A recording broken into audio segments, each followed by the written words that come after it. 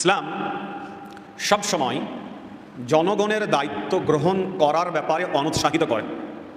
ইসলাম এ কথা বলে না যে তুমি নিজে থেকেই আগ্রহী হয়ে জনগণের দায়িত্ব গ্রহণ করো। তুমি না চেয়ে নাও, বিনা চাওয়াতেই যদি তোমার কাছে দায়িত্ব চলে আসে, তাহলে ওয়াইন্দা আলাইহা, সেই দায়িত্বে আল্লাহর পক্ষ থেকে তোমাকে সাহায্য করা। আপনার সমাজের সবচাইতে অপেশাদার কম শিক্ষিত মানুষ, ও আপনার সভাপতি হয়ে বসে আছে, ও দুদিন পরে হবে মেম্বার, তারপরে হবে চেয়ারম্যান, তারপরে হবে এমপি। ও আপনার আমার জাতির কি উপকার করতে পারে? এক চারানা উপকার দিয়ে হবে না, উন্নয়ন উপকার হবে, সেটা ওর নিজের উন্নয়ন উপকার হবে, জনগণের সম্পদ, রাষ্ট্রীয় সম্পদ আত্মসাৎ করে। এছাড়া জনকল্যাণের আমার আপনার কোন উপকার দিয়ে যাকে মেম্বার বানিয়েছেন তার অবস্থা কি? এবার আপনি বলেন আপনি ভোট দিয়ে যাকে চেয়ারম্যান বানান, আপনি জানেন ও চোর, চুরি করবে, তারপরও আপনি ভোট দিয়ে তাকে এমপি আর মেম্বার আর চেয়ারম্যান বানিয়েছেন। ওর কাছে 200 বস্তা যে গম আসে, ওর কাছে 200 বস্তা যে চাল আসে, সেটাই ও নিয়ন্ত্রণ করতে পারে না। ও কিভাবে নিয়ন্ত্রণ করবে? ওকে ভোটে আপনি খরচ করিয়েছেন 10 লাখ, তো ও তো আগেই চিন্তা করছে আমাকে 2 বছরে কমপক্ষে 10 লাখ তুলতে হবে, তাহলে না পরের বছরে আমি কিছু জমাতে পারবো। সম্মানিত উপস্থিতি, আজকের জুমার খুতবার আলোচনার বিষয়বস্তু জনগণের দায়িত্ব এবং জনগণের সম্পদ। খুব আলোচ্য বিষয়কে সামনে রেখে কোরআন, সুন্নাহ এবং সিরাহ থেকে কিছু আলোচনা উপস্থাপনের চেষ্টা করব ইনশাআল্লাহ। ওয়া মা তাওফিকি ইল্লা বিল্লাহ। ইসলাম সবসময় জনগণের দায়িত্ব গ্রহণ করার ব্যাপারে অনুৎসাহিত করে। ইসলাম এ কথা বলে না যে তুমি নিজে থেকেই আগ্রহী হয়ে জনগণের দায়িত্ব গ্রহণ করো, বরং ইসলাম অনুৎসাহিত করে যদি দায়িত্ব আল্লাহর পক্ষ থেকে চলে আসে, তখন ইসলাম বলে সেটাকে ঠিক মতো পালন করার জন্য। কিন্তু দায়িত্বের দিকে অগ্রগামী, অগ্রসর হতে ইসলাম অনুৎসাহিত করে। এর বহু কারণ আছে। তার 1 নম্বর কারণ, আব্দুর রহমান বিন সামুরা রাদিয়াল্লাহু আনহু বলছেন যে আল্লাহ রাসূল সাল্লাল্লাহু আলাইহি সাল্লাম একদিন আমাকে বললেন যে আব্দুর রহমান বিন সামুরা, লা তাসআলিল ইমারা, তুমি মানুষের, জনগণের দায়িত্বকে কখনো চেয়ে নিও না। কারণ কি? কি কারণে চাইবা না? আল্লাহ রাসূল বলছেন যে ফাইন্নাকা ইন উতিতাহা আন গায়রি মাসআলা, দায়িত্ব যদি তুমি না চেয়ে নাও, বিনা চাওয়াতেই যদি তোমার কাছে দায়িত্ব চলে আসে, তাহলে উইনদা আলাইহা, সেই দায়িত্বে আল্লাহর পক্ষ থেকে তোমাকে সাহায্য করা হয়। তার মানে আল্লাহর পক্ষ থেকে তুমি সাহায্য পাবে, দায়িত্ব চেয়ে না নিলে। পরক্ষণে আল্লাহ রাসূল আবার বলছেন ওয়া ইন উতিতাহা আন মাসআলাতিন, আর যদি তুমি চেয়ে দায়িত্ব নিয়ে নাও, তাহলে কি হবে? উকিলতা ইলাইহা, ওই দায়িত্ব তোমার উপরে চাপিয়ে দেওয়া হবে, তুমি আল্লাহর পক্ষ থেকে সাহায্য পাবে না। তাহলে দায়িত্ব চেয়ে না নেওয়ার পিছনে প্রথম যে কারণ, সেটা হচ্ছে আল্লাহর সহযোগিতা পাওয়া যায় না। আমাদের দেশের জনগণের, মানুষের উপরে যারা দায়িত্বশীল, মেম্বার থেকে শুরু করে মেম্বার, চেয়ারম্যান, এমপি, সর্বোচ্চ পদ পর্যন্ত সবই চেয়ে নেওয়া দায়িত্ব। একটা দায়িত্বে আল্লাহর বরকত নেই, আল্লাহর সহযোগিতা নেই। আল্লাহ রাসূল সাল্লাল্লাহু আলাইহি ওয়াসাল্লামের কথা। 2 নম্বর কারণ, যেই কারণে ইসলাম দায়িত্ব চেয়ে নিতে নিষেধ করেছেন। আবু যার রাদিয়াল্লাহু আনহু বলছেন, আমি আল্লাহ রাসূল সাল্লাল্লাহু আলাইহি সাল্লামকে বললাম, আল্লাহ রাসূল, আলা তাস্তামিলুনি, আপনি তো সবাইকে কোনো না তো কোনো দায়িত্বে নিয়োজিত করেন, তো আমাকে কি কোনো দায়িত্ব আপনি দিবেন না? আমাকে কি কোনো দায়িত্ব আপনি নিয়োজিত করবেন না? আল্লাহ রাসূল সাল্লাল্লাহু আলাইহি সাল্লাম আবু যারের এই কথা শোনার পরে বলছে, আবু যার, ফাদারাবা বিয়াদিহি আলা মানকিবি, আবু যার বলছেন, এরপর রাসূল সাল্লাল্লাহু আলাইহি সাল্লাম তার হাতটা আমার কাঁধে রাখলেন। তাহলে রাসূল তার হাতটা আমার কাঁধে দয়া পরবশের সাথে রেখে বলছেন, আবু যার, ইন্নাকা যায়ীফুন, আবু যার তুমি খুব দুর্বল মানুষ, ওয়া ইন্নাহা আমানা, আর যে দায়িত্বের কথা তুমি বলছো সেটা হচ্ছে আমানত। কাজে তুমি দুর্বল মানুষ হয়ে দায়িত্বের আমানতকে রক্ষা করতে পারবে না। মানুষ তুমি দুর্বল, আর দায়িত্ব হচ্ছে আমানতের জায়গা। তো যখন তুমি জনগণের দায়িত্ব নিয়ে নিবে, এটা তোমার পক্ষে আর চালানো সম্ভব হবে না।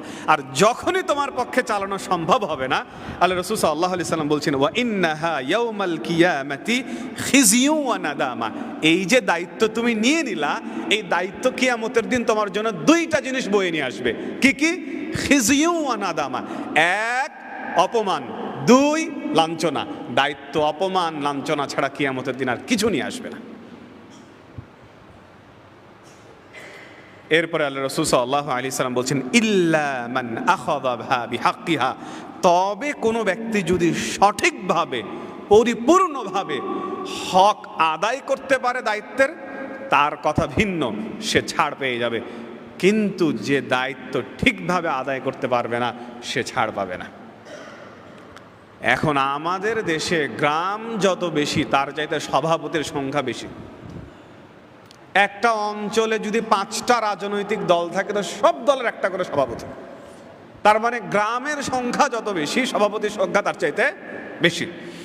এরপরে ওই সভাপতির আওতাধীন যত কমিটি আছে, এই কমিটিরা সমাজের সবচাইতে অপেশাদার শ্রেণীর মানুষ। তাদের কোনো পেশা নেই বেশিরভাগের।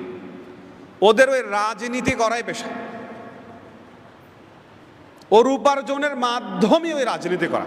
আচ্ছা বলেন, আপনার সমাজের সবচাইতে অপেশাদার, কম শিক্ষিত মানুষ, ও আপনার সভাপতি হয়ে বসে আছে। ও দুদিন পরে হবে মেম্বার, তারপরে হবে চেয়ারম্যান, তারপরে হবে এমপি।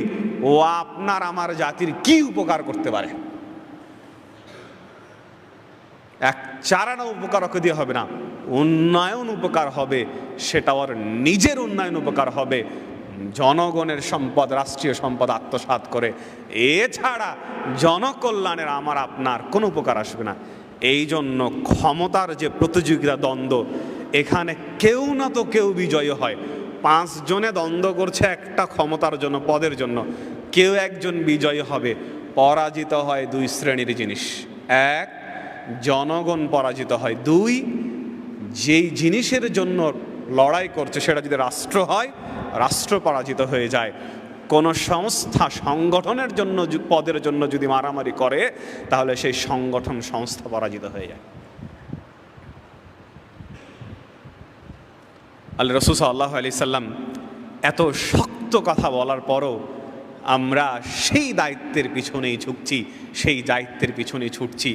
হাদিস অসংখ্য, অগণিত, আমি আপনাকে ধারাবাহিকভাবে শোনাতে থাকছি, শুনতে থাকি। যে কথা বলছিলাম, যে দায়িত্ব চেয়ে না নেওয়ার পিছনে 2 নম্বর কারণ হচ্ছে কিয়ামতের দিন এটা আপনাকে অপমান আর লাঞ্ছনা দেবে। 3, কোনো একজন ব্যক্তি দায়িত্ব চেয়ে নিলে সে সেই দায়িত্বে 2 দিন পরে অহংকারী হয়ে যাবে। 2 দিন পরে অহংকারী হয়ে যাবে। যখন সে অহংকারী, দম্ভ তার ভিতরে কাজ করবে, তখন সে জনগণের উপর অত্যাচার করবে। 4, একজন ব্যক্তি যখন চেয়ে দায়িত্ব নেবে, তখন সর্বজনগণ তাকে মূল্যায়ন করবে না। ধরেন এখানে এতজন মানুষ আছেন, এখন একজন ব্যক্তি বলছে আমাকে সভাপতি বানিয়ে দেন। তো ওকে যখন আপনি সভাপতি বানিয়ে দিবেন, তখন সব মানুষ তাকে মানবে না, কারণ সে নিজে দায়িত্ব চেয়ে নিয়েছে। আর যখন পরামর্শের ভিত্তিতে সব জনগণের ভিতর থেকে একজন শ্রেষ্ঠ মানুষকে বাছাই করে আপনারা নেতা নির্বাচন করবেন, তখন সব মানুষ তাকে মেনে নেবে। 5, যখন চেয়ে দায়িত্ব নেওয়ার প্রসেস চালু হয়ে যাবে, তখন শ্রেষ্ঠ মানুষ আর কখনো দায়িত্বে যাবে না। সবচেয়ে উত্তম মানুষকেও দায়িত্বে যাবে না। আপনি গোটা বাংলাদেশ খুঁজে দেখেন, যত চেয়ারম্যান আছে, যে চেয়ারম্যানে অধিষ্ঠিত হয়ে আছে, ওর চাইতে 1000 গুণ ভালো মানুষ যে চেয়ারম্যানের নাই, সে আছে ওখানে, ওই অঞ্চলে আছে। আপনি সব এমপি খুঁজে দেখেন, যত এমপি আজ বাংলাদেশে আছে, যারা এমপিতে অধিষ্ঠিত হয়ে আছে, ওর চাইতে বহু গুণে যোগ্যতার মানুষ ওর এলাকায় আছে। তো যখন দায়িত্ব চেয়ে নেওয়ার প্রসেস চালু হয়ে যাবে, তখন যোগ্যতার মানুষ কখনো আর ক্ষমতায় যাবে না। যে কথা বলছিলাম, যে ইসলাম সব সময় এই দায়িত্বের প্রতি অনুৎসাহিত করে, কিন্তু আল্লাহ রাসূল সাল্লাল্লাহু আলাইহি সাল্লাম জানতেন জনগণ এই দায়িত্বের পিছনে ছুটবে। এই জন্য আল্লাহ রাসূল সাল্লাল্লাহু আলাইহি সাল্লাম বলছেন, ইন্নাকুম সাতাহরিসুনা আলাল ইমারা, তোমরা এই জনগণের দায়িত্বের পিছনেই ছুটবে, তোমাদের ভিতরে লোভ কাজ করবে এই জনগণের দায়িত্বের। আল্লাহ রাসূল সাল্লাল্লাহু আলাইহি সাল্লাম বলছেন, সাতাকুনু নাদামাতান ইয়াউমাল কিয়ামা, এই দায়িত্ব কিয়ামতের দিন অপমান লাঞ্ছনা ছাড়া আর কিছুই নয়। দায়িত্ব কত খারাপ জিনিস। আল্লাহ রাসূল সাল্লাল্লাহু আলাইহি সাল্লামের পরে শ্রেষ্ঠ যে চারজন মানুষ ছিলেন, আবু বকর, ওমর, উসমান, আলী, এর ভিতরে প্রথম খলিফা আবু বকর, যিনি স্বাভাবিকভাবে মারা গেছিলেন। বাকি পরের তিন খলিফা এত ভালো, এত শ্রেষ্ঠ হওয়া সত্ত্বেও স্বাভাবিকভাবে মৃত্যুবরণ করতে পারেনি। কারণ কি? দায়িত্বে ছিলেন তাই। তারা কি মন্দ শাসক ছিলেন? অসম্ভব কথা। তারা সবচেয়ে ভালো শাসক, শ্রেষ্ঠ শাসক ছিলেন, তবুও দায়িত্বের কারণে তাদেরকে হত্যা হতে হয়েছে। দায়িত্ব এত মন্দ জিনিস। এই জন্য আল্লাহ রাসূল সাল্লাল্লাহু আলাইহি সাল্লাম বলেছেন, আল্লাহ রাসূল সাল্লাল্লাহু আলাইহি সাল্লাম বলেছেন, আলা কুল্লুকুম রাঈন ওয়া কুল্লুকুম মাসউলুন আন রাঈয়াতিহি, তোমরা প্রত্যেকেই দায়িত্বশীল এবং প্রত্যেককেই দায়িত্ব সম্পর্কে জিজ্ঞাসা করা হবে। তো আল্লাহ রাসূল সাল্লাল্লাহু আলাইহি সাল্লাম এই কথা বলার পরে কয়েকটা উদাহরণ দিয়েছেন। এই উদাহরণের ভিতরে প্রথম যে উদাহরণ ছিল সেটা হচ্ছে একজন দেশের রাষ্ট্রনায়ক, সে তার জনগণের উপরে দায়িত্বশীল। কাজে একজন দেশের রাষ্ট্রনায়ককে তার জনগণের ব্যাপারে জবাবদিহিতা করতে হবে। আপনি একজন মানুষ হিসাবে আপনার কাছে বহু দায়িত্ব, আপনি নিজেও জানেন না। এই দায়িত্ব সামলানোই আপনার জন্য কঠিন, যেগুলো শরিয়াত সাধারণ জনগণের উপর অর্পণ করে রেখেছে। এর বাইরে গিয়েও দায়িত্বের জন্য মানুষ ছুটে বেড়াচ্ছে। আমি আপনাকে একটু স্মরণ করাই, আপনাকে কত দায়িত্ব শরিয়াত দিয়ে রেখেছে। 1, আল্লাহ কেন্দ্রিক আপনার দায়িত্ব আছে।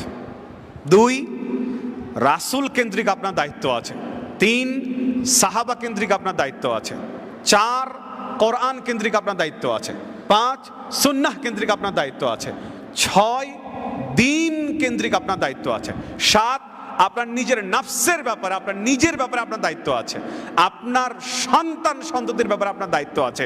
আপনার পিতামাতার ব্যাপারে আপনার দায়িত্ব আছে। আপনার আত্মীয় স্বজনের ব্যাপারে আপনার দায়িত্ব আছে। আপনার প্রতিবেশীর ব্যাপারে আপনার দায়িত্ব আছে। আপনার বন্ধু বান্ধবের ব্যাপারে আপনার দায়িত্ব আছে। এতিমদের ব্যাপারে দায়িত্ব আছে। মহিলাদের ব্যাপারে দায়িত্ব আছে। ফকির মিসকিনদের ব্যাপারে দায়িত্ব আছে। আপনার বাবা মা দাদা যারা মারা গেছেন তাদের ব্যাপারে আপনার দায়িত্ব আছে। এমন করে যদি বলতে থাকে হিসাবই নেই ইসলাম সাধারণ জনগণের উপরে কত দায়িত্ব দিয়ে রেখেছে। এই দায়িত্ব সামলানোই তো আপনার জন্য কঠিন। আপনি কি করে পাগলের মতো এই জনগণের বাজে বেহায়া জিনিসের পিছনে ছোটার জন্য পাগল হয়ে গেলেন? আল্লাহ রাসূল সাল্লাল্লাহু আলাইহি ওয়াসাল্লাম এই জন্যই বারবার এই কাজ থেকে সতর্ক করেছেন। আল্লাহ সুবহানাহু ওয়া তাআলা এই জন্যই বলেছেন যে তিলকা দারুল আখিরাহ, এই যে পরকাল, এই পরকালটা আল্লাহ বলছেন আমি প্রস্তুত করে রেখেছি কাদের জন্য? 2 শ্রেণীর মানুষের জন্য। কোন 2 শ্রেণীর মানুষ? যারা দুনিয়াতে উলুওয়ান, খুব বড় প্রতাপশালী প্রভাবশালী উদ্ধত হতে চায় না, এদের জন্য পরকাল। 2, ওয়ালা ফাসাদান, যারা দুনিয়াতে দাঙ্গামা হাঙ্গামা ফাসাদ করে না, এদের জন্য পরকাল। আল্লাহ বলছেন এই 2 শ্রেণীর মানুষের জন্য আমি পরকালকে রেডি করে রেখেছি। ক্ষমতার দ্বন্দ্বে যখন যাবে এই 2টা কাজ মানুষকে করতেই হবে।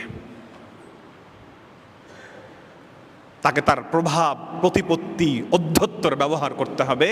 2, তাকে দুনিয়ায় দাঙ্গামা হাঙ্গামা ফাসাদ করতে হবে। দায়িত্ব নিতে গেলে জাহান্নাম কিনে নিয়ে দায়িত্ব নিতে হবে। জাহান্নাম কিনে আপনাকে দায়িত্বের মসনদে বসতে হবে। এই জন্য আল্লাহ রাসূল সাল্লাল্লাহু আলাইহি সাল্লাম বলছেন সিনফানি মিন উম্মতি লাম আরাহুমা, 2 শ্রেণীর মানুষ আছে যেই 2 শ্রেণীর মানুষকে আমি দেখি না। এই 2 শ্রেণীর মানুষের ভিতরে 1 শ্রেণীর মানুষ কওমুন মাআহুম সিয়াত, 1 শ্রেণীর মানুষ যেই শ্রেণীর মানুষের হাতে থাকবে চাবুক। কার মতো? কাযনাবিল বাকর, কুকুরের লেজ যেমন, এই কুকুরের লেজের মতো চাবুক থাকবে। ইয়াদরিবুনা বিহান নাস, এইটা দিয়ে তারা মানুষকে প্রহার করবে। এখন এদেশে যত টর্চার সেল আছে, এই টর্চার সেলে এই ধরনেরই লাঠির প্রয়োগ হয়। আর এদিকে আল্লাহ রাসূল সাল্লাল্লাহু আলাইহি ওয়াসাল্লাম বলছেন জাহান্নামে আমি দেখিনি, এখন তাদের প্রজন্ম। আপনি বিশ্ববিদ্যালয়গুলোতে গিয়ে দেখেন স্বাধীনতার পর থেকে আজ পর্যন্ত মাঝে মাঝে ভালো থেকেছে, তাছাড়া বিশ্ববিদ্যালয়গুলো এক গ্রুপ আর এক গ্রুপকে লাঠি নিয়ে ধাওয়া করছে।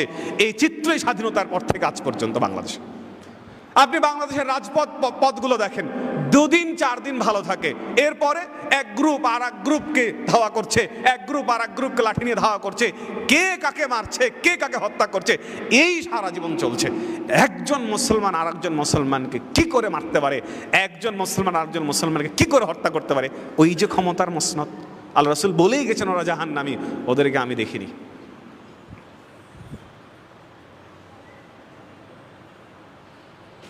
গোটা বিশ্বের বিশ্ববিদ্যালয়ের র্যাঙ্কিংয়ে আমাদের বাংলাদেশের সবচেয়ে ভালো ঢাকা বিশ্ববিদ্যালয়, যার সিরিয়াল নাম্বার 600।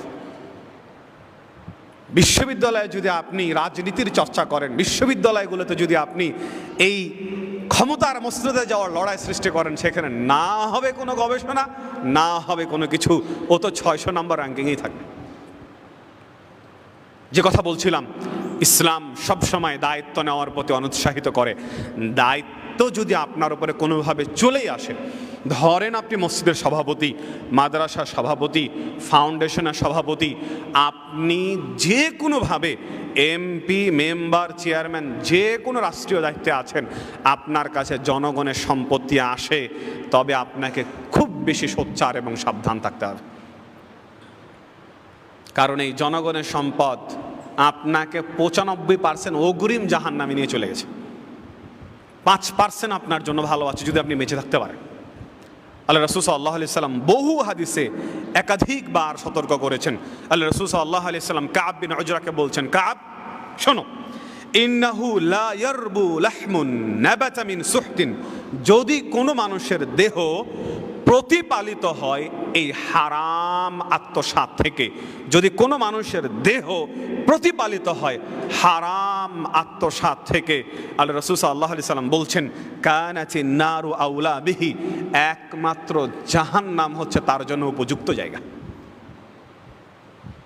এবার বলেন, আপনি ভোট দিয়ে যাকে মেম্বার বানিয়েছেন তার অবস্থা কি? এবার আপনি বলেন, আপনি ভোট দিয়ে যাকে চেয়ারম্যান বানান, আপনি জানেন ও চোর, চুরি করবে, তারপরও আপনি ভোট দিয়ে তাকে এমপি আর মেম্বার আর চেয়ারম্যান বানিয়েছেন।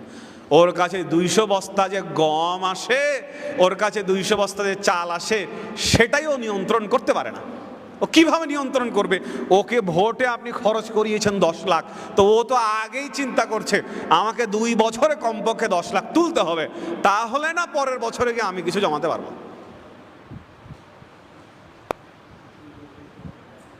একজন মেম্বার যদি একটা সরকারি কাজ পেতে যায়, তবে তাকে ঘুষ দিয়ে সরকারি কাজ পেতে হয়। পুরা প্রসেসটাই জং ধরা, পুরা প্রসেসটাই দুর্নীতি আর মানুষের সম্পদ লুণ্ঠনের কাজে ব্যস্ত। আল্লাহ রাসূল সাল্লাল্লাহু আলাইহি সাল্লাম বলছেন, ইন্না রিজালান ইয়াতাখাওয়াদুনা ফি মালিল্লাহি বিগাইরি হক, মানুষের মাঝে এমন কিছু মানুষ সাথে ধোঁকা দিয়ে থাকে, ও যদি জনগণকে ধোঁকা দিয়ে থাকে, আল্লাহ রাসূল সাল্লাল্লাহু আলাইহি সাল্লাম বলছেন, হারামাল্লাহু আলাইহিল জান্নাহ, তো আল্লাহ ওই জনপ্রতিনিধির উপরে জান্নাতকে হারাম করে দেন। জনপ্রতিনিধি আল্লাহ বানিয়েছেন, জনগণকে ধোঁকা দিয়েছেন, আল্লাহ রাসূল সাল্লাল্লাহু আলাইহি সাল্লাম স্পষ্ট ঘোষণা, আল্লাহ তার জন্য জাহান্নামকে হারাম, আল্লাহ তার জন্য জান্নাতকে হারাম করে দিয়েছেন। এ তো আমার আপনারই নেতা। আমার আপনার যত নেতা আছে, তার কয় পার্সেন্ট নেতা যারা জনগণকে ধোঁকা দেয়নি? কয় পার্সেন্ট নেতা যারা জনগণের সম্পদকে অন্যায়ভাবে লুণ্ঠন করেনি? আল্লাহ রাসূল সাল্লাল্লাহু আলাইহি সাল্লাম বলছেন, মা মিন আমিরিন ইয়ালিয়া আমরাল মুসলিমিন, যদি কোনো ব্যক্তি মুসলমানদের নেতা হয়ে যায়, যদি কোনো ব্যক্তি মুসলমানদের নেতা নির্বাচিত হয়ে যায়, এরপরে সুম্মা লা ইয়াজহাদ লাহুম, মুসলমানদের কল্যাণে সে নিজেকে নিয়োজিত করেনি, মুসলমানদের কল্যাণে সে নিজের প্রচেষ্টাকে অব্যাহত রাখেনি, ওয়ানসাহ লাহুম, মুসলমানদের সে শুভাকাঙ্ক্ষী হয়নি, আল্লাহ রাসূল সাল্লাল্লাহু আলাইহি সাল্লাম বলছেন, লাম ইয়াদখুল মাআহুমুল জান্নাহ, জনগণ জান্নাতে চলে যাবে আর জনগণের প্রতিনিধি জাহান্নামে। যে কথা বলছিলাম, দায়িত্ব খুব মারাত্মক জিনিস, খুব ভয়ঙ্কর জিনিস। দায়িত্ব আসার পরে এই দায়িত্বকে ঠিকঠাক মতো পালন, বাস্তবায়ন করা খুব মারাত্মক জিনিস। দায়িত্বের সবচেয়ে ভয়ঙ্কর পাঠ হচ্ছে জনগণের সম্পদ ঠিক রাখা। আবু হুরায়রা রাদিয়াল্লাহু আনহু বলছেন, ইফতাতাহনা খায়বার, আমরা যখন খায়বার বিজয় করলাম তো লাম নাগনাম যাহাবান ওয়ালা ফিদ্দা, আমরা স্বর্ণ এবং রৌপ্য গনিমত হিসেবে পাইনি। সাধারণত অন্যান্য যুদ্ধে যখন আমরা যেতাম তখন স্বর্ণ এবং রৌপ্যকে আমরা গনিমত হিসেবে পেতাম, কিন্তু খায়বার বিজয়ের পরে আমরা স্বর্ণ এবং রৌপ্য গনিমত হিসেবে পাইনি। কি পেয়েছি? আবু হুরায়রা বলছেন, আমরা 4টা জিনিস পেয়েছি। 1, বাকার, গরু পেয়েছি। 2, ইবিল, উট পেয়েছি। 3, মাতা, বিভিন্ন দ্রব্য সামগ্রী পেয়েছি। 4, হাওয়ায়েত, কিছু বাগান, ফলের বাগান আমরা গনিমত হিসেবে পেয়েছি। এই 4টা জিনিস আমরা বেশিরভাগ ক্ষেত্রে গনিমত হিসেবে পেয়েছি। তো গনিমত হিসেবে পাওয়ার পরে যখন আমরা ফিরে আসছি মদিনার দিকে, এই ফিরে আসার সময় আমরা যখন ওয়াদিল কুরা নামক জায়গায় পৌঁছেছি তখন আল্লাহ রাসূল সাল্লাল্লাহু আলাইহি সাল্লাম সেখানে একটা যাত্রা বিরতি দিলেন। তো আল্লাহ রাসূল সাল্লাল্লাহু আলাইহি সাল্লাম যখন যাত্রা বিরতি দিলেন, আল্লাহ রাসূল সাল্লাল্লাহু আলাইহি সাল্লামের সাথে একজন দাস ছিল, ইউকালু লাহু মিদআম, যেই দাসের নাম ছিল মিদআম। এই দাসটা আল্লাহ রাসূল সাল্লাল্লাহু আলাইহি সাল্লামকে বানু দিবাব গোত্র উপহার উপঢৌকন হিসেবে দিয়েছিল। তো যখন যাত্রা বিরতি দিয়েছেন, ইহুত্তু রাহলা রাসূলিল্লাহ, ওই দাস এবার আল্লাহ রাসূল সাল্লাল্লাহু আলাইহি সাল্লামের বাহনের ওপরে বসার যে গদিটা ছিল সেই গদিটাকে নামাচ্ছে। তো গদি ঠিক নামাচ্ছে, এমতো অবস্থায় যা সাহমুন, একটা তীর এসছে, যে তীর হচ্ছে দিগ্ভ্রান্ত তীর। এই দিগ্ভ্রান্ত তীর এসে আল্লাহ রাসূল সাল্লাল্লাহু আলাইহি সাল্লামের বাহন থেকে যেই দাস গদিটা নামাচ্ছিল তার পায়ে এসে লেগে গেছে। তো যখনই পায়ে এসে লেগে গেছে তখনই ওই দাস মারা গেছে। তো খায়বারের যুদ্ধ থেকে ফিরছে, ফেরার সময় প্রতিমধ্যে একটা দাস মারা গেছে। স্বাভাবিকভাবে সাহাবাদের ধারণা যে এই ব্যক্তি, এই সাহাবী জান্নাতি। তখন সব সাহাবী বলছে হানিয়ান লাহু শাহাদা, তার জন্য শাহাদাতের সম্বর্ধনা, অভ্যর্থনা, কতই না চমৎকার তার শাহাদাত। সাহাবায়ে কেরাম তার জন্য শাহাদাতের সংবর্ধনা দিচ্ছে। আল্লাহ রাসূল সাল্লাল্লাহু আলাইহি সাল্লাম বলছেন, লা ওয়াল্লাযী নাফসি বিয়াদিহি, আল্লাহর কসম করে বলছি যেই সত্তার হাতে আমার প্রাণ আছে, এই দাস গনিমতের মাল বন্টন হওয়ার আগে যেই শামলা চাদরটাকে সে আত্মসাৎ করে নিয়েছিল, কিয়ামতের দিন এই চাদর তাকে দগ্ধ করবে। কাজে তোমরা যে তাকে শাহাদাতের মর্যাদা দিয়ে দিলে, সে শাহাদাতের মর্যাদা পায়নি।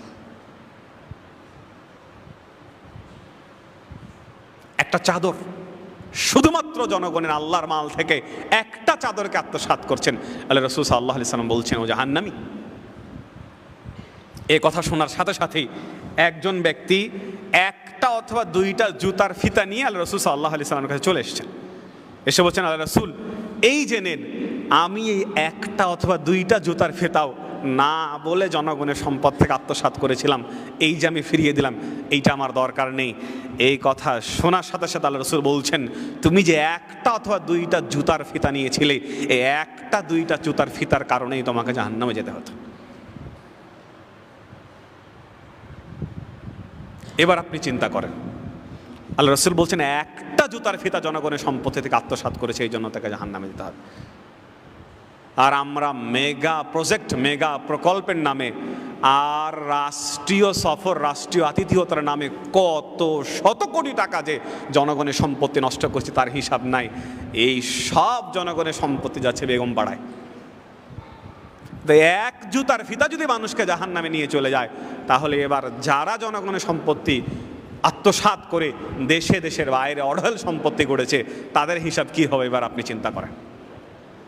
আল্লাহ রাসূল সাল্লাল্লাহু আলাইহি ওয়াসাল্লাম আস্ত গোত্রের একজন ব্যক্তিকে একবার যাকাত আদায়ের দায়িত্ব দিলেন, যে যাও তুমি মানুষের কাছ থেকে এই যাকাত আদায় করে আমার কাছে নিয়ে এসে বুঝিয়ে দিবে। তো আস্ত গোত্রের একজন ব্যক্তি যাকে আল্লাহ রাসূল দায়িত্ব দিলেন, তার নাম ছিল ইবনু লুতবিয়া। সে যাকাত যখন আদায় করে নিয়ে আসার পরে আল্লাহ রাসূলকে বলছে, আল্লাহ রাসূল, এই যে যাকাত, হাযা লাকুম, এইটুকু হচ্ছে আপনাদের, মানে রাষ্ট্রীয় সম্পদ, আর ওয়াহাদা লি, এইটুকু হচ্ছে আমার, উহদিয়া লি, আমাকে জনগণ হাদিয়া দিয়েছে। বোঝেন, রাষ্ট্রীয় দায়িত্বশীল যখন সম্পদ নিয়ে এসছে রাষ্ট্রীয়, এসে বলছে আল্লাহ রাসূল এইটুকু জনগণের সম্পদ, রাষ্ট্রীয় সম্পদ, আর এইটুকু মানুষ আমাকে হাদিয়ে দিয়েছে। আল্লাহ রাসূল এই কথা শোনার সাথে সাথে রাগান্বিত হয়ে গেলেন, মেম্বারে উঠে গেলেন। মেম্বারে উঠে আল্লাহর স্তুতি এবং প্রশংসা করার পরই আল্লাহ রাসূল সাল্লাল্লাহু আলাইহি সাল্লাম বলছেন, আফালা ক্বাদা ফি বাইতি আবিহি আও উম্মিহি, ও আর বাপের মায়ের বাড়িতে গিয়ে বসে থাকুক না, এরপরে দেখুক কে ওকে হাদিয়ে দেয়, আমি দেখতে চাই।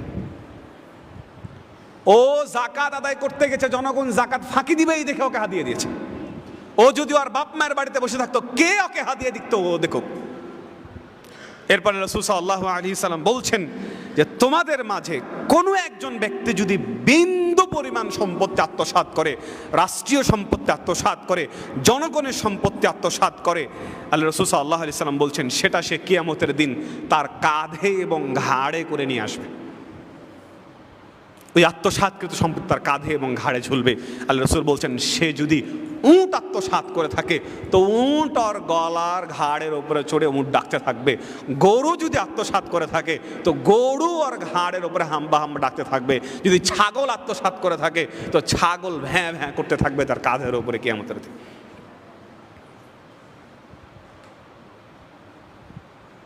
আমাদের পাসপোর্ট অফিস, বিআরটিএ অফিস আর ভূমি অফিস, যেখানেই যান অর্থ দিতে হয় দুই শ্রেণীর। এক শ্রেণীর যেটা সরকারি কোষাগারে জমা হবে, আর এক শ্রেণীর যেটা সরকারি কর্মকর্তার কোষাগারে জমা হবে। আল্লাহ রাসূল সাল্লাল্লাহু আলাইহি ওয়াসাল্লাম এই হাদিস, ও যদি ওইখানে সরকারি কর্মকর্তা না হতো তো ওকে কে হাদিয়ে দিত সেটাই দেখা যেত। ও সরকারি কর্মকর্তার ওই অফিসে বসেছে বলেই ওর কাছে বিভিন্ন মাধ্যম থেকে হাদিয়ে আসে। হিসাব বড় কঠিন, বিন্দু পরিমাণ জনগণের সম্পদ আত্মসাৎ করার হিসাব বড় কঠিন। আল্লাহ রাসূল সাল্লাল্লাহু আলাইহি ওয়াসাল্লাম একদিন সাহাবীদেরকে বলছেন, সাহাবারা শোনো, মান ইসতা'মালনা মিনকুম, আমি তোমাদের মধ্য থেকে যাকেই কোনো একটা কাজের দায়িত্ব দিব, এই কাজের দায়িত্ব দেওয়ার পরে ফাকাতামানা মিখিয়া, সে যদি একটা সূচ পরিমাণ জিনিস, বুঝবেন আল্লাহ রাসূল বলছেন সূচ পরিমাণ জিনিস যদি সে আমাদের কাছে গোপন করে আত্মসাৎ করে, সূচ পরিমাণ, আল্লাহ রাসূল সাল্লাল্লাহু আলাইহি সাল্লাম বলছেন এই আত্মসাৎ কিয়ামতের দিন জনগণের সম্পত্তি আত্মসাৎকারী হিসেবে উন্নীত হবে। এই কথা শোনার পরেই একজন কৃষ্ণকায় কালো আনসারী সাহাবী আল্লাহ রাসূল সাল্লাল্লাহু আলাইহি সাল্লামের কাছে এসে বলছেন, আল্লাহ রাসূল আপনি আমাকে যে দায়িত্ব দিয়েছিলেন, এই নেন আপনি দায়িত্ব বুঝিয়ে নেন, আমি আপনার দায়িত্ব পালন করব না। আপনি যত শক্ত কথা বলেছেন আমি আপনার দায়িত্ব পালন করতে পারবো না। আল্লাহ রাসূল সাল্লাল্লাহু আলাইহি সাল্লাম বলছেন এখন আমি এই কথাই বলছি যে আমি যদি কোনো একজন বা এক ব্যক্তিকে দায়িত্বশীল নিযুক্ত করি, সে দায়িত্বে থাকাকালীন কম বেশি যাই পাক তাই সে নিয়ে এসে জমা দিবে। এরপরে যতটুকু তাকে গ্রহণ করার আমি নির্দেশ দিয়েছি ততটুকু গ্রহণ করবে, যতটুকু গ্রহণ করতে নিষেধ করেছে ততটুকু বর্জন করবে। বিন্দু পরিমাণ গ্রহণ করার, আত্মসাৎ করার জনগণের সম্পত্তি থেকে সুযোগ নেই। আমাদের দেশের সাধারণ জনগণের থেকে নেতাকর্মীর সংখ্যায় বেশি, তো এত নেতাকর্মী যদি একটা দেশকে নিয়ে ভাবে তাহলে আমাদের দেশ তো আজকে এই অবস্থানে থাকার কথা নয়। যে কথা বলছিলাম, দায়িত্ব পাওয়ার পরে সবচাইতে বড় জটিল বিষয় হচ্ছে জনগণের সম্পত্তিকে রক্ষা করা। ওমর রাদিয়াল্লাহু আনহু যখন দায়িত্বে ছিলেন তখন ওমর রাদিয়াল্লাহু আনহু খুব কম সময় ঘুমাতেন। তো ওমর রাদিয়াল্লাহু আনহু বলতেন, যদি আমি রাতের বেলা ঘুমাই তো এইটা আমার নিজের জন্য ধ্বংস, কারণ একজন মুমিন ব্যক্তি রাতের বেলা আল্লাহকে সময় দেবে। তো আমি যদি রাতের বেলা ঘুমাই এটা আমার নিজের জন্য ধ্বংস, আর যদি আমি দিনের বেলা ঘুমাই তাহলে এটা আমার জনগণের জন্য অকল্যাণ, জনগণের জন্য ধ্বংস। খুব কম ঘুমাতেন, খুব কম ঘুমিয়ে দায়িত্ব পালন করতেন। উমাইয়া খলিফা ওমর বিন আব্দুল আজিজের একটা বিবরণ আপনাদের শোনাই, তাহলে বুঝতে পারবেন যে মুসলমানের নেতা, মুসলমানের শাসক কেমন হয়। তো ওমর বিন আব্দুল আজিজ একদিন একটা বড় মোটা মোমবাতি জ্বালিয়েছেন। বড় মোটা মোমবাতি জ্বালিয়ে তিনি তার রাষ্ট্রীয় যারা কর্মকর্তা আছেন তাদেরকে জনগণের সুবিধা অসুবিধা বিভিন্ন বিষয়ে জিজ্ঞাসাবাদ করছেন। তো যখন তার কর্মকর্তাকে তিনি বিভিন্ন বিষয়ে জিজ্ঞাসাবাদ করছেন, এই জিজ্ঞাসাবাদ করার সময় একজন ব্যক্তি তখন প্রশ্ন করছে যে আমিরুল মুমিনিন, আপনার নিজের অবস্থা কেমন আর আপনার পরিবারের অবস্থা কেমন একটু আমাদেরকে বলেন। তখন ওমর বিন আব্দুল আজিজ তার হাতে মোটা যে বড় মোমবাতিটা ছিল, সেই মোটা বড় মোমবাতিটাকে নিভিয়ে দিয়েছে। নিভিয়ে দিয়ে তার যে খাদেম ছিলেন, খাদেমকে বলছেন বাড়ি যাও, বাড়ি গিয়ে মিটিমিটি করে যে চারাকটা জ্বলছে ওই চারাকটা তুমি আমার কাছে নিয়ে আসো। তখন এবার খাদেম বাড়ি থেকে চারাকটা নিয়ে এসছেন, যেই চারাকটা এবার মিটিমিটি করে জ্বলছেন। এবার ওমর বিন আব্দুল আজিজ ওই ব্যক্তিকে বলছেন, এবার তুমি তোমার প্রশ্ন করো, কি প্রশ্ন আছে। তো একের পর এক ওই ব্যক্তি প্রশ্ন করতে থাকে, প্রশ্ন করতে করতে করতে করতে শেষে গিয়ে এবার প্রশ্ন করছে যে আমিরুল মুমিনিন, আমি যখন আপনাকে আপনার পরিবার আর আপনার কথা জিজ্ঞাসা করলাম, তখন আপনি মোমবাতি নিভিয়ে দিয়ে কেন বাড়ি থেকে মিটিমিটি করে জ্বলা চারাক আনতে বললেন? তখন ওমর বিন আব্দুল আজিজ বলছে যে আমি যেই মোমবাতিটা জ্বালিয়ে আমার কর্মকর্তাদেরকে জনগণের আজকের দিনের অবস্থা জিজ্ঞাসা করছিলাম, ওই মোমবাতিটা ছিল সরকারি মোমবাতি, জনগণের সম্পত্তির মোমবাতি। কিন্তু যখনই তুমি আমাকে আমার ব্যক্তির আর আমার পরিবারের কথা জিজ্ঞাসা করেছ, তখন আমার সরকারি মোমবাতি জ্বালিয়ে উত্তর দেওয়া ঠিক হবে না, এই জন্য বন্ধ করে দিয়েছে। বন্ধ করে দিয়ে আমি বাড়ি থেকে আমার বাড়িতে জ্বলা মিটিমিটি করে চারাক নিয়ে এসেছি, যাতে করে তুমি আমার সম্পর্কে যত জিজ্ঞাসা করো এইখানে যেন সরকারি রাষ্ট্রীয় কোষাগারে একটা মোমবাতির বিন্দু পরিমাণ খরচ না। আমি আপনাকে দেখাচ্ছি, এর নাম মুসলমানের নেতা, এর নাম রাষ্ট্রীয় নেতা। ওমর রাদিয়াল্লাহু আনহু একদিন খুব প্রচণ্ড দ্বিপ্রহর দুপুরের সময় তিনি সাদকার এবং জাকাতের যে উটগুলো ছিলেন সেই উটগুলোর পরিচর্যা করছেন। তো যখন তিনি উটগুলোর পরিচর্যা করছেন, এই উটগুলো পরিচালনা করার সময় ইরাক থেকে বানু তামিম গোত্রের নেতা আহনাফ বিন কয়েস কিছু প্রতিনিধি দলকে নিয়ে ওমর রাদিয়াল্লাহু আনহুর কাছে এসেছে। আর ওমর ওই দুপুরের বেলা আমিরুল মুমিনিন, রাষ্ট্রীয় নেতা, তিনি জাকাত এবং সাদকার উটের যা আছে উটের পরিচর্যা, খাবার দাবার ইত্যাদির ব্যবস্থাপনা করছেন। তো যখনই দেখেছেন যে বানু তামিম গোত্রের নেতা আহনাফ বিন কয়েস এসছে, কাছাকাছি আসার সাথেই আহনাফকে বলছে, আহনাফ, তোমার গায়ে সফরের যে পোশাক আছে সে সফরের পোশাক খুলে দ্রুত আসো, দ্রুত এসে আমাকে এই উটের আর জাকাতের এবং সাদাকার যে উটগুলো আছে এই উটগুলোর পরিচর্যাতে তুমি আমাকে সহযোগিতা করো। তখন পাশ থেকে একজন ব্যক্তি বলছে যে আমিরুল মুমিনিন, আপনি তো দেশের প্রধান, রাষ্ট্রীয় নেতা, আপনাকে কেন এই জাকাত সাদকার উটের পরিচর্যা করতে হবে? আপনি একটা জাকাত সাদকার দায়িত্বশীল খাদেমকে বলে দিলেই তো পারেন। তখন আমিরুল মুমিনিন বলছে, আমি ওমর রাদিয়াল্লাহু আনহু আর তোমাদের বনু তামিম গোত্রের আহনাফ বিন কয়েস, এই দুজনের চাইতে বড় খাদেম আর কি আছে? ও হচ্ছে তোমাদের গোত্রের নেতা আর আমি হচ্ছি রাষ্ট্রীয় নেতা। যখন কোনো ব্যক্তি জনগণের দায়িত্বে চলে আসে, তখন একজন খাদেম, দাস যেমন মুনিবের সেবা শুশ্রূষা দায়িত্ব পালন করে, তো জনগণের নেতাকে ঠিক দাসের মতো করে জনগণের সেবা শুশ্রূষা খেদমত করতে হয়। আমি আপনাকে দেখাচ্ছি মুসলমানের নেতা কেমন হয়। মুসলমানের নেতা মানে জনগণের দাস সেবক খাদেম। যতক্ষণ পর্যন্ত সে জনগণের দাস সেবক খাদেম না হতে পারছে, ততক্ষণ পর্যন্ত দায়িত্ব পরিপূর্ণরূপে পালন করতে পারেনি। আব্বাসীয় খলিফা মুক্তাদি বি আমরিল্লাহ, তার একজন মন্ত্রী ছিল যার নাম আবু সুজা। তো একজন ব্যক্তি এসে আবু সুজা মন্ত্রীকে বলছে যে আপনাদের বাড়ির পাশে ওইখানে একজন বিধবা মহিলা আছে, ওর কয়েকজন সন্তান আছে, ওদের অবস্থা এত অভাবী যে ওদের গায়ে পরনে কোনো কাপড়ই নেই, আর ওদের কোনো খাবার নেই, ওরা ক্ষুধার্ত। এ কথা শোনার সাথে সাথেই মন্ত্রী একজন দায়িত্বশীলকে পাঠিয়ে দিলেন, কিছু পোশাক, কিছু খাবার আর কিছু নগদ অর্থ দিয়ে চলে যাও। আর এ কথা শোনার সাথে সাথে মন্ত্রী আবু সুজা তার গায়ে পরনে যে পোশাক ছিল প্রচণ্ড প্রচণ্ড তীব্র শীতের মধ্যে তার পরনের পোশাক খুলে দিয়েছে। কেন? যে আমার জনগণ, আমার দেশের জনগণ যে বিবস্ত্র অবস্থায় আছে, তার দেহে পোশাক নাই এই শীতের মাঝে, আর আমি দায়িত্বশীল হয়ে আমার দেহে পোশাক জড়িয়ে কিভাবে থাকতে পারি? যতক্ষণ পর্যন্ত আমার দেশের ওই জনগণ পোশাক পরিহিত হচ্ছে এই খবর আমি না পাচ্ছি, ততক্ষণ পর্যন্ত আমি আমার দেহে পোশাক তুলব না। দেহ থেকে পোশাক খুলে দিয়েছেন। যতক্ষণ পর্যন্ত যেই লোককে পাঠিয়েছিলেন সেই লোক খাবার, পানীয়, নগদ অর্থ, পোশাক দিয়ে এসেছেন। দিয়ে আসার পরে খবর দিয়েছেন যে আমি তাদের কাছে পৌঁছে দিয়েছি। যখন আমি তাদের কাছে পৌঁছে দিয়েছি, তারা এই খাবার, পানীয়, নগদ অর্থ এবং পোশাক পেয়ে অত্যন্ত খুশি হয়ে গেছে এবং আপনার জন্য দোয়া করেছে। তখন মন্ত্রী আবু সুজা তার শীতের যে পোশাক ছিল সেই শীতের পোশাককে পরিধান করেছে। আমি আপনাকে দেখাচ্ছি আমার আপনার নেতা, মুসলমানের জনগণের নেতা আমার আপনার প্রতি কী ধরনের যত্নবান, আমার আপনার অর্থের প্রতি কী ধরনের যত্নবান হবে। আলোচনা একেবারে শেষের দিকে নিয়ে চলে আসলাম। আমাদের প্রত্যেক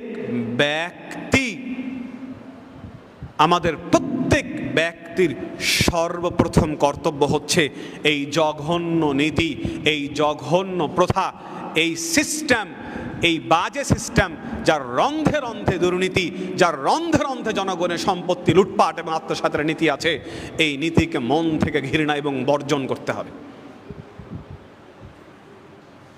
এই নীতি মুসলমানদের ভিতরে কখনো কল্যাণ নিয়ে আসতে পারে না। এই নীতি মুসলমানদের ভিতরে কখনো শান্তি প্রতিষ্ঠা করতে পারে না। এই নীতি এমন নীতি যেই নীতি সবসময় মুসলমানের যুদ্ধ মারামারি লাগে। আজ সরকার পরিবর্তন হবে, 6 মাস ভালো থাকবে, 6 মাস পরে আবার লেগে যাবে। আবার 2 বছর, 4 বছর, 5 বছর, 10 বছর পরে সরকার পরিবর্তন হবে, আবার মুসলমান লেগে থাকবে। এই নীতির কাজই হচ্ছে মুসলমানের যুদ্ধ লাগিয়ে রাখা। কাজে এই নীতিকে আমাদের মন থেকে বর্জন করতে হবে। এই নীতির কোনো সুযোগ ইসলামী শরীয়তে নেই। এই নীতি আমাদের উপরে চাপিয়ে দিয়েছে, এই পাশ্চাত্য সভ্যতা আমাদের উপরে চাপিয়ে দিয়েছে। যাদেরকে মুসলমানরা যুদ্ধে লিপ্ত থাকে, আমাদের নিয়ে ওদের যুদ্ধ করার প্ল্যানিং মাথার ভিতরে আসবেই না। ক্ষমতার দ্বন্দ্বে যেদিন থেকে মুসলমানরা ঢুকে গেছে, সেদিন থেকেই বিধর্মীরা মুসলমানদের উপরে বিজয়ী হয়ে গেছে। যেদিন মুসলমানরা নিজেদের ভিতর থেকে ক্ষমতার দ্বন্দ্ব থেকে বের হতে পারবে, সেদিন মুসলমানরা বিধর্মীদের উপর বিজয় লাভ করতে পারবে। যে কথা বলছিলাম, দায়িত্ব খুব ভয়ঙ্কর জিনিস। বেঁচে থাকতে হবে, যদি আল্লাহর পক্ষ থেকে দায়িত্ব আসে, সেটাকে নিজের সর্বোচ্চ এফোর্ট দিয়ে বাস্তবায়ন করার চেষ্টা করতে হবে। দায়িত্ব যেমন ভয়ঙ্কর জিনিস, এই জিনিস যেমন জাহান্নামে নিয়ে যায়, এটাকে যদি পরিপূরকভাবে পালন করা যায় তবে এর মর্যাদা আবার অনেক বেশি। এই কারণেই আল্লাহর আরশের নিচে যারা ছায়া পাবেন, যে 7 শ্রেণীর মানুষ, তার প্রথম শ্রেণীর মানুষ হচ্ছে জনগণের দায়িত্বশীল। তবে জনগণের দায়িত্বশীল হতে হবে আদেল, যে জনগণের সাথে কোনো অন্যায়, অবিচার, বেইনসাফপূর্ণ কাজ করেনি। আজকের এই জুমার খুতবা থেকে আমি প্রত্যেক ব্যক্তির অন্তরে যারা বিভিন্ন সময় বিভিন্ন সরকারি কর্মকর্তার দায়িত্বে ছিলেন, জনগণের সম্পদ লুটপাট করেছেন, আপনাদের নিজেদেরকে সেই জায়গা থেকে ফিরে আসতে হবে। জনগণের সম্পত্তি ফিরিয়ে দেওয়ার সুযোগ থাকলে ফিরিয়ে দিতে হবে। আল্লাহর কাছে তওবা করতে হবে। মাপের পথ বড় কঠিন, মাফ পাওয়ার পথ বড় কঠিন। যারা বিভিন্ন সময় বিভিন্ন সরকারি জনগণের প্রতিনিধি ছিলেন, জনগণের বহু সম্পত্তি লুটপাট করেছেন, মাপ পাওয়ার পথ বড় কঠিন। যারা এখনও বিভিন্ন জনগণের সম্পত্তির প্রতিষ্ঠান পরিচালনা করছেন, মাপ পাওয়ার পথ বড় কঠিন। জনগণের সম্পত্তিকে খুব সঠিক, সোচ্চার, একদম পুঙ্খানুপুঙ্খানুরূপে হিসাবের সাথে বাস্তবায়ন করতে হবে। আল্লাহর কাছে দোয়া করি, আল্লাহ সুবহানাহু ওয়া তাআলা আমাদের সকলকেই জনগণের সম্পত্তি এবং আল্লাহ সুবহানাহু ওয়া তাআলার মালের ব্যাপারে যত্নবান হওয়ার তৌফিক দান করুন। সকলেই বলুন আমিন। ওয়া আখিরু দাওয়ানা আলহামদুলিল্লাহি রাব্বিল আলামিন।